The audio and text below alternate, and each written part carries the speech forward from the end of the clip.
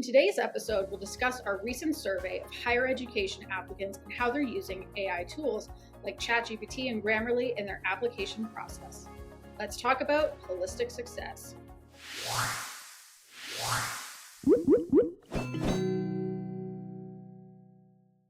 Hi everyone, I'm Tara Scott, Senior Product Marketing Manager at Acuity Insights, and I am filling in as a guest host for today. Welcome to this episode of our Holistic Success Show. Here with me today is Dr. Kelly Dore, co-founder and VP Science and Innovation at Acuity Insights. Kelly is a PhD researcher with a background in cognitive psychology and higher education. She's an adjunct professor at McMaster University and is an internationally renowned speaker and thought leader in holistic success in education. Welcome, Kelly. Thanks, Tara. I'm so excited to talk to you about this hot topic of AI in admissions today. Well, then let's dive right into it. So, Kelly, Acuity's survey found that 35% of recent college applicants use AI tools during their application process. Why do you think AI has become such a popular tool among applicants? And how are these tools like ChatGPT and Grammarly being used specifically? Getting support in your application process is actually nothing new. I think so many people are asking friends, family members, or others to review their application because they really are high stakes. In honesty, I was looking at that number of 35% and I thought that was surprisingly lower than I thought it would be. But interestingly, just yesterday, I was sitting next to somebody on a plane who was reviewing her son's application to college. And I said, "Oh, did he use AI?" It's my N of 1 survey that I did while we were talking. And she actually said, no, he didn't use it because he was worried about his application not sounding authentic enough, not really representing who he was or the things that he wanted to share. But I think what we're going to see is that that tool might increase a little bit over time. And that's because AI is just increasing in our daily lives all the time. Even if we're, not trying intentionally to use it, sometimes we're using it by default through our phones, through our computers in other ways. And tools like ChatGPT or Grammarly have become just so accessible. So it's natural that students are going to start to incorporate them more and more into these high stakes processes. Now, the way that they use them, we know that AI tools can generate essay ideas, they can refine personal statements, correct grammar, or really clarify complex thoughts, really helping to have the applicant present themselves really clearly and concisely. We know a lot of these applications have word limits, so sometimes it's about asking it to condense your thinking or your thoughts. But really, there can also be an efficiency and a confidence boost. We know that applicants spend weeks or months on these statements, and AI can make that process a lot quicker, but also boost their confidence. Sometimes we don't all have the village around us to review our personal statements. We don't have people with the experience who have maybe even been to college or university or have knowledge of what it is that we're trying to get into. And so AI can give us that little boost of confidence, or folks who are non-native English speakers or really anxious about their writing skills or may have learning differences that impact their ability to clearly and concisely apply their thoughts. But it is a balance. Students are still learning to use the AI responsibly, which was really clear based on our survey results. Students are confused about what's appropriate and not appropriate, ways of using AI, what the ground rules are for one institution to another, and what the ethics and fairness are related to actually using AI, and really making sure that they're holding true to what the expectations of the program are. Yeah, it's true because there's not a lot of clarity out there. There's not necessarily a lot of clear guidance and statements around, maybe you can use it for this, but don't use it for this.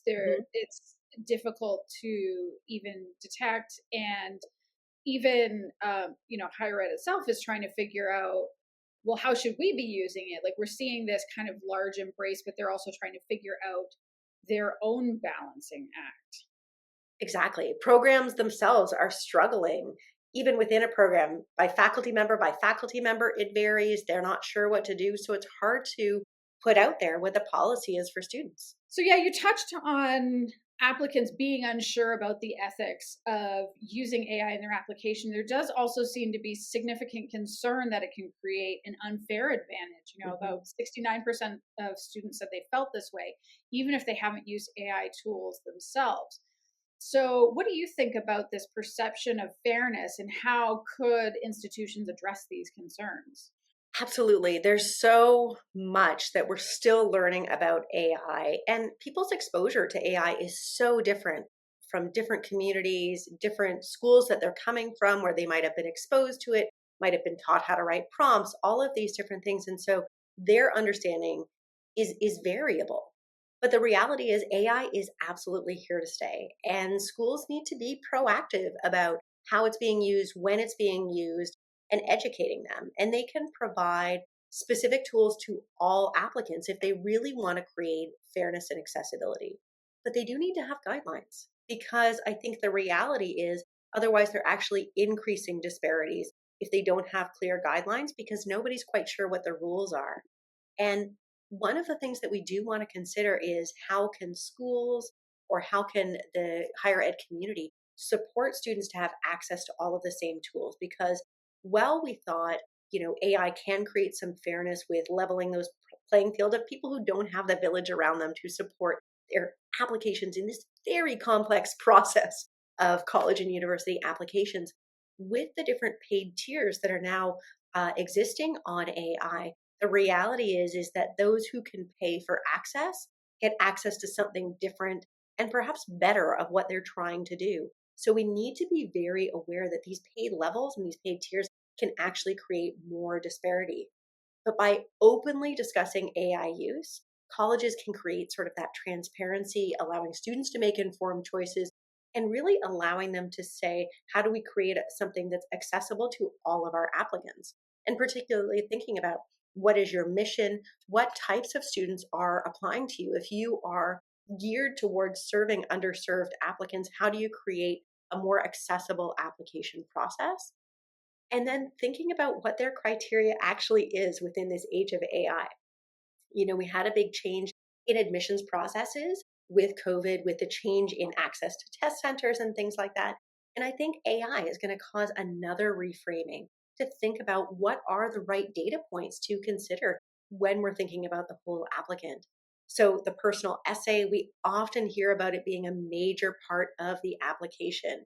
And AI can really help structure it, brainstorm ideas, or just refine the ideas that the student already has to make it more impactful. But the research has shown that these, personal statements are then adding less data, less information, not just about the students themselves, but how they're going to perform in the future and whether or not they're really going to serve the mission.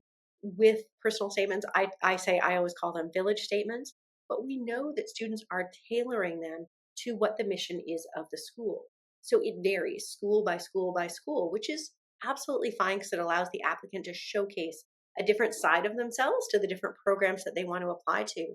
But with AI, and if it's really crafting these statements for the students and they're no longer personal statements, but AI generated statements, is it actually giving the evidence to the schools that they need? Because they're time consuming for the students to work on and time consuming for the schools to look at.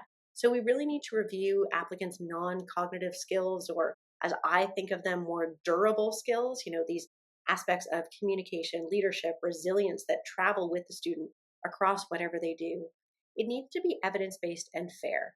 And so, do personal statements or village statements or AI generated statements really give the schools what they need? I think less and less so that's being true.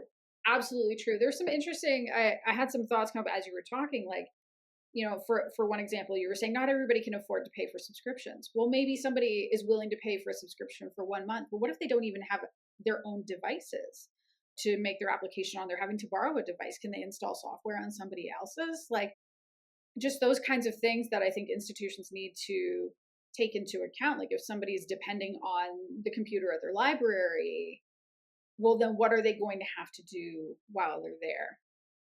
And absolutely, like, what do you do with a personal statement that may or may not have been written by the person who wrote it? Like, there's been so many doubts about them for so many years. And it just sounds like they've really ramped up and increased in the last couple of years. Completely, Tara. And I think the other thing is, and students need to reflect on this, if they're using AI to target a particular institution going after their mission or vision, are they going to end up at the school that's actually right for them?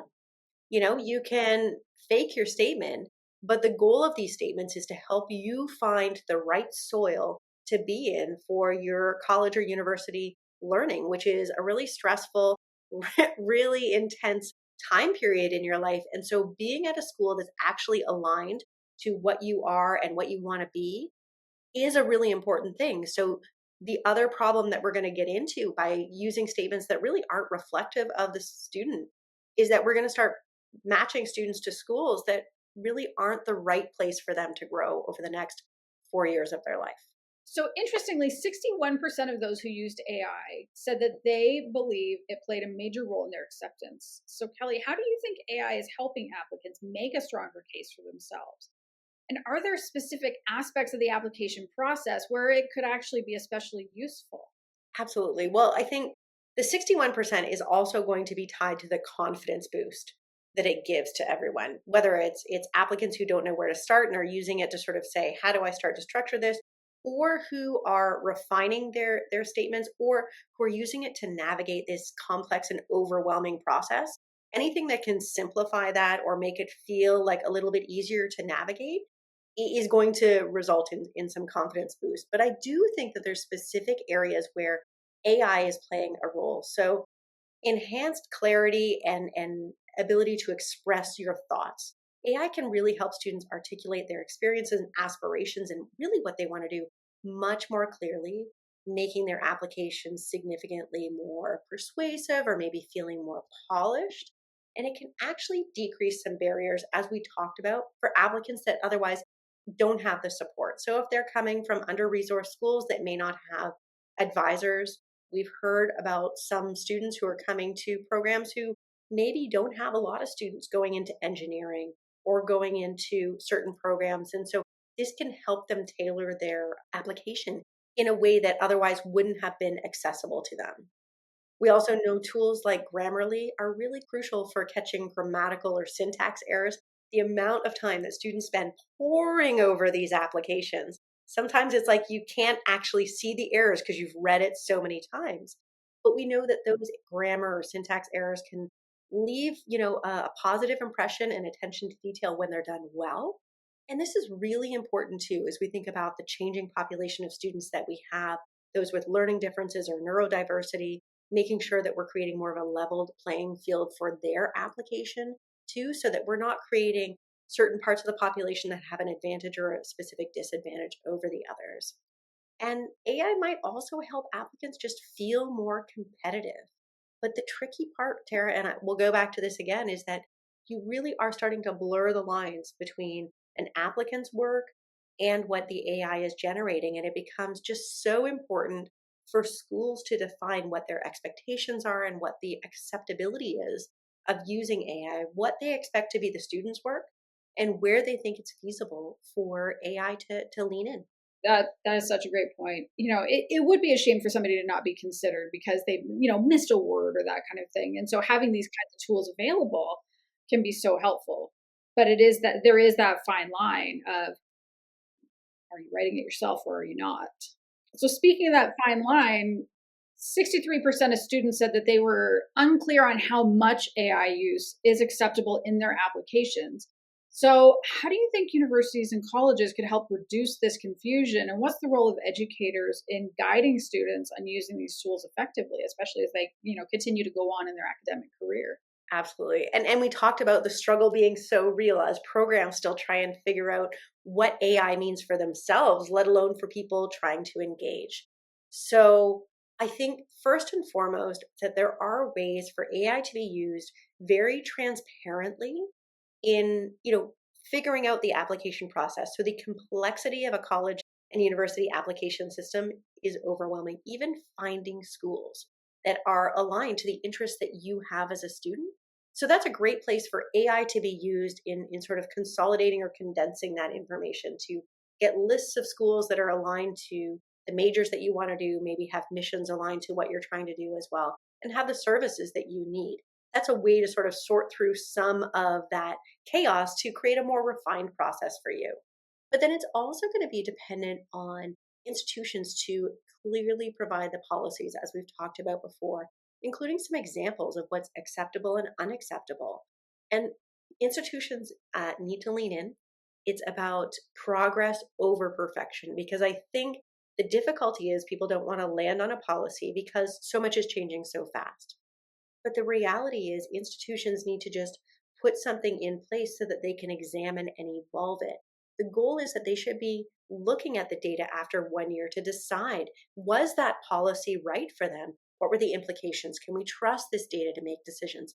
They just need to start somewhere, because as soon as they lay out that policy, what they're doing is creating a more leveled process for all of their applicants, and then they can review it, expecting that it won't be perfect, especially as AI changes so fast. And then there's also the role of the educators and advisors. When we think about the roles of high schools or the advisors, they can really help guide students on the ethical use of AI. There's also the role of the programs and the advisors, so the high school programs, the educators, to really guide students on ethical AI use. So, meaning, how do we use AI to support us rather than as a replacement for our own personal thoughts? And this is something that we have to think about as a policy across education. How do we start building that navigation in high school, in elementary school, as people are starting to use it, so that it doesn't become a crutch for us, but it really becomes something that we can build on, just like a Google search engine or a calculator? How do we add to this? Creating workshops and resources on AI use for application could be really helpful for folks, create an understanding of what is expected and not expected, but also allow people to ask questions, allow schools to evolve their policies as well. So putting out a webinar there that people can watch on demand and then ask questions about will allow schools to think about what their policy is, but also help students who may have had different levels of exposure to AI and how to use it. And then, of course, importantly, just to make sure that, it's not something that you set in place and then don't think about again. It's something that needs to be looked at year after year. It has to evolve and be revisited to make sure that the guidelines that we're setting up actually make sense and we're supporting the students who are in this very complex process. Absolutely. And if anyone isn't clear on where to start with having some kind of like guidelines around the ethics of it, we do on our website have our own ethical framework for using AI. And that's something we would encourage you to go check out. It's in the research section on the Acuity Insights website, and we can make sure that that link is in the show notes. Last question. Is there one final thought that you want to leave people with on this topic? There's probably lots of final thoughts on this, because I know we might have more conversations on this, but I think the one thing I want to say is that AI is a tool, and we need to remember it and think about it that way. That, not everything is a nail because we have a hammer.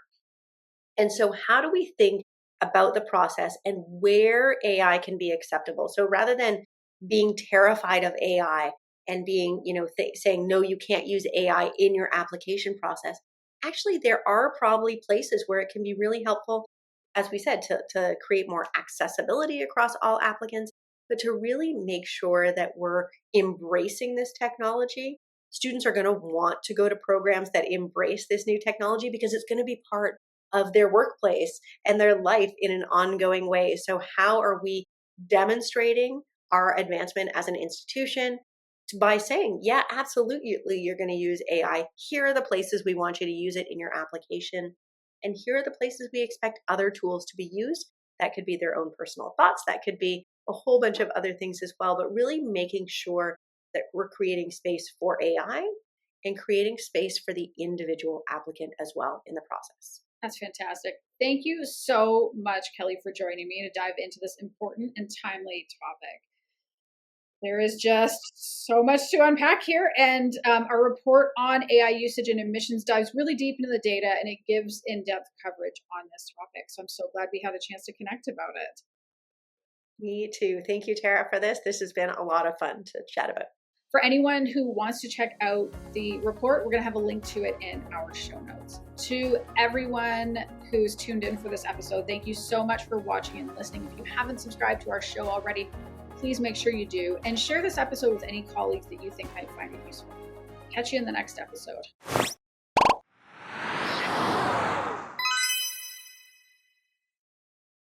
If you enjoyed this episode of the Holistic Success Show, please be sure to check out our other episodes. We have episodes coming out regularly all the time, so please be sure to subscribe so that you can stay up to date on all things related to student and program success in higher education.